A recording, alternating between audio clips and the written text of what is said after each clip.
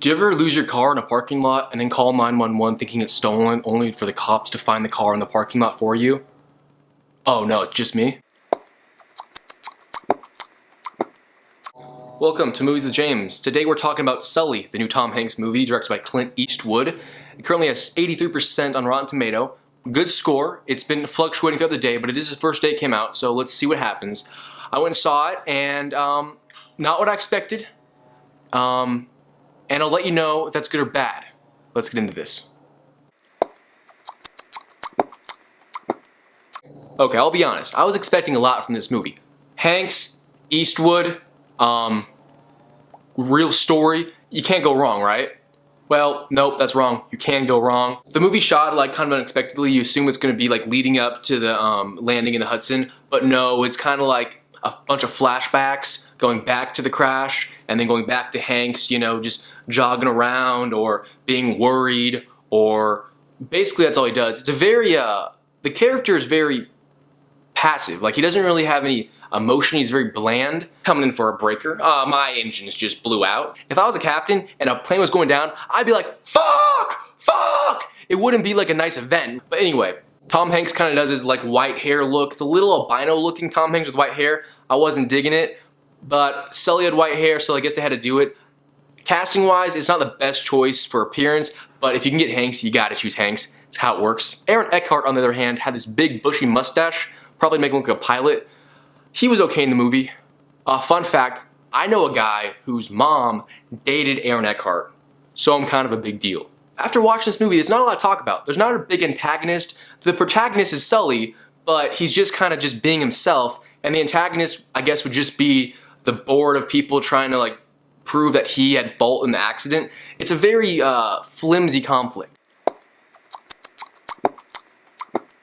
Let's talk about the goods of this movie. The best part of the movie, in my opinion, was the ability for them to make such a boring, stale situation so exciting, I guess, or into a story in a way. I mean, the event of crashing the Hudson is kind of an uneventful event as far as movies go. In real life, it's interesting, but when you try to bring a real life event that's kind of dull to a movie and do it realistically, it's going to be very boring. I mean, the plane just kind of goes. It's like Splash Mountain. It's barely even a crash. Everyone's freaking out. But they did a good job making a movie out of a very dull event. But I get it. Eastwood, I mean, he's old. Planes are kind of new to him, and the concept of a plane being in a movie and crashing is probably science fiction to him, so I understand his concept there. Another thing I liked was the realisticness of the movie. It's so realistic. That makes it boring, of course, but it's still realistic. They were willing to sacrifice excitement for realism, which is very artistic of Clint, but very boring for me, the viewer. So it's a trade-off, but I liked that he kind of went the realistic route. The most dramatic part of the movie is not when they crash. It's when they're like fine and safe and just floating in the river. Everyone's just, ah, ah, ah, we're in the water. Ah. Everyone's freaking out. They were very calm when they crashed. Like, okay, let's go crash position. By the way, is the crash position even safe? It seems like if the plane was crashing, you'd want to like sit back and kind of like avoid the crash. But the pamphlet says to go like that. Is that just a way so you can like crash and kill yourself immediately so there's no lawsuits? Illuminati. Anyway, so everyone's freaking out on this plane. Sully's like, evacuate the plane, evacuate the plane. So everyone immediately is trying to get out of the plane. There's like the blow up rafts, and then there's the wings people are standing on. It's kind of sinking very slowly, not like a scary sink, but like enough to make your feet wet, and it's cold, so they might get chilly. That's not, you don't want that in a plane. Coldness is terrible. One part of the evacuation kind of bugged me. They open the front door and there's no raft inflated yet, and the stewardess is like, sir, evacuate the plane, sir. Sir, evacuate the plane. And the guy's like, it's just water there. And she's like, evacuate the plane. So the dude jumps into freezing cold water, and the stewardess is like, huh, and then no one else does it. And then she inflates the raft underneath it. It's like, sir, could you please get the water, and I'm gonna inflate the raft, and then you'll be in the water, and then you're gonna almost drown and freeze. Could you please do that, sir? No one else jumped in the water. Well, except for one girl. She was standing on the wing of the plane like everyone else was. It was a little bit underwater, about 2 inches maybe. All of a sudden, she's like, jump! We gotta jump! You didn't need to jump, you're fine, you're standing on a wing. Maybe she's a kangaroo at heart, I'm not sure. But she jumped in the water and starts like freaking out, paddling in circles, and everyone's sitting on the plane like, why is she doing that? It's warm up here, and it's like 30 degrees in that water, and it's the Hudson. There's bodies and oil in there. Don't go in that water. but she did it anyway. It was very odd.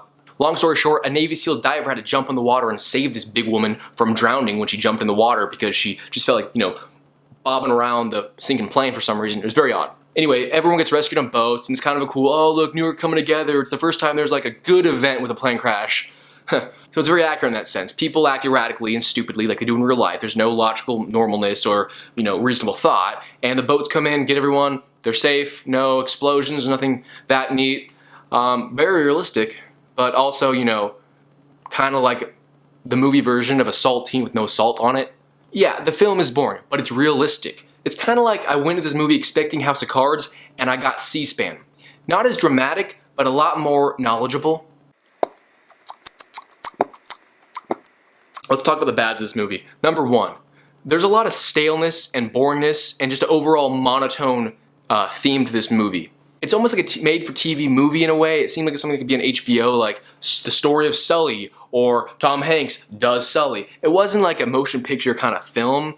There was no big climax. There was no, you know, big end. There was no conclusion. There was no even a beginning because you know the story. It was just kind of like, hey, this is a dramatic reenactment of, you know, the Sully story. Enjoy. There was no, it wasn't a movie really. They kind of touched on the fact that maybe Sully shouldn't land in the river, but he did, and the computer said he shouldn't have, and he should have gone back to LaGuardia.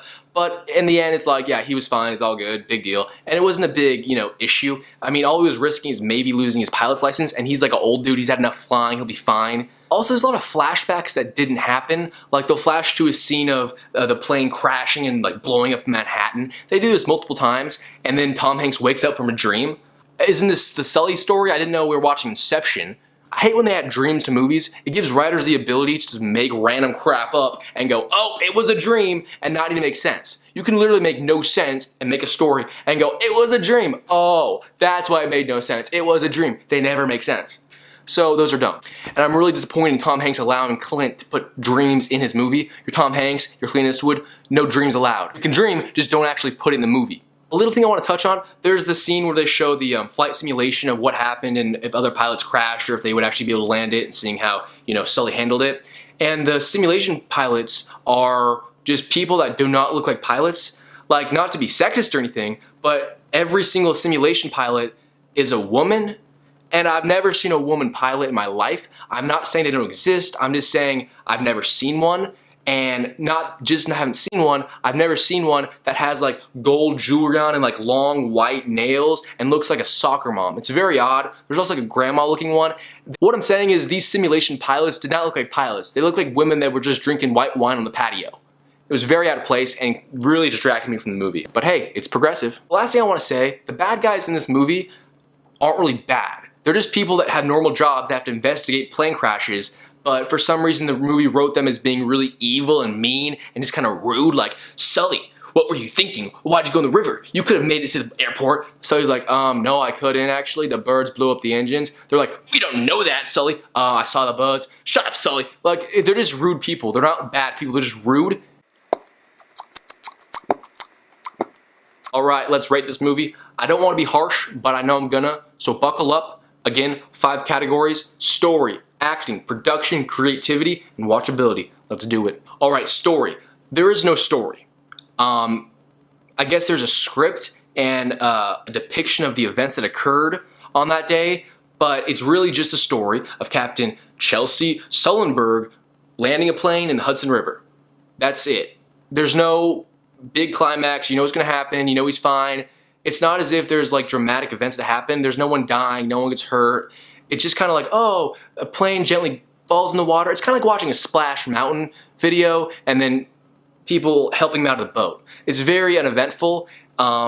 It's cool to watch, the special effects, and you know, Tom Hanks, just being Tom Hanks is enjoyable, but there's no story. So I'll be honest, story, I'm gonna give it a 1, not a 0, just because at least they wrote it down, but it's a 1.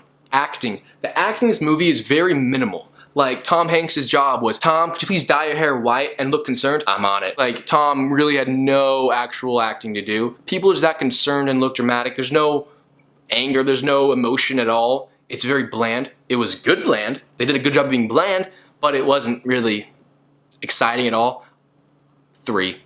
3 is a good base Production, clearly Clint Eastwood can get whatever production team he wants. They did a great job of making the plane actually look like it landed in the water. They did a good job of doing all the pretend Inception flashbacks to the plane blowing up in Manhattan. That was neat. Completely unnecessary, but they had to do that or else people would go, there wasn't even one explosion in the plane movie. We need explosions in the plane movie. Why was there no explosions in the plane movie? So they added pretend explosions. Very odd, but again, it kept my attention. Production, I'm gonna give them a 3.5 just because I'm being nice.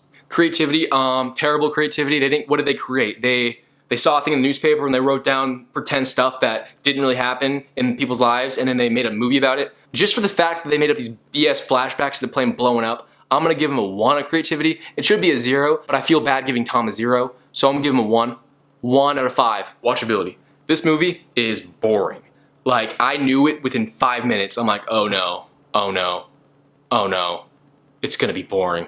I was very scared, and I kept through. I had a coffee with me, so it was okay, but it was not an enjoyable movie to watch. It was just like, I'm gonna leave, I know it's gonna happen, I don't really care what happens actually, because worst case scenario, they go, hey, you landed a plane in a fucking river, you can no longer be a pilot now, buddy, go away, you know, you're like 90, go take a nap, okay, you're done.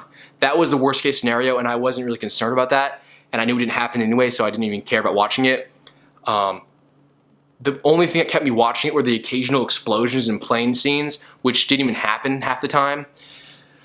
Watchability, just because I watched the whole thing, I got through it, I'm gonna give it a 1, but it's not a fun movie to watch. I'm gonna give it a 1. 1 plus 3 plus 3.5 plus 1 plus 1. That would be 9.5. 9.5. 9.5 times 4. It's 38. 38. Wow, that's ironic. The Rotten Tomato gave Sully a 83, and my math concluded it's actually a 38. Huh. Illuminati. Okay, some final thoughts. This movie is Tom Hanks' worst movie. I hated it so much. It is worse than Hologram for the King. It is worse than Cloud Atlas. Damn, it's worse than Larry Crowned. I don't know what that movie's called, but I hate it. Larry Crown, hate it. Worse than that. It is so boring, so dull. I mean, it's like a book in a movie form. And that's saying something. No disrespect, I'm just saying it shouldn't have been a movie. You don't make movies about, like, I don't know, filibusters or defaulted loans. Those aren't exciting things. Again, you don't make movies about planes not crashing. It's boring. It's even more boring when the story's about a captain who clearly is in the right. At least in the movie Flight, the guy's wasted doing coke, flying planes upside down, a little entertainment. Sully's just like, coming in for landing in the water. We're coming in for the water landing. Get ready. It's not exciting. Anyways, congratulations on making the Sully Story documentary. It was, you know, well made, boring, not very exciting, and no one is ever gonna watch it again, including me. But hey, you did it, and good job. Good job on, you know, making a movie, not good job that it was actually a good job. Well, thank you for joining me on this episode of Movies with James. I know I was a little harsh in this episode, but I promise you, maybe I'll get a good movie next time. It's not my fault. It's Clint Eastwood's. It's Tom Hanks. It's whoever, Warner Brothers, who did it. It's not my fault. But I'd appreciate if you like, comment, and subscribe. It means the world to me. No, it really doesn't. I don't really care what people on the internet do, but just, can you just do it? All right. Have a good life. I'm gonna, you know, I'm gonna edit this video.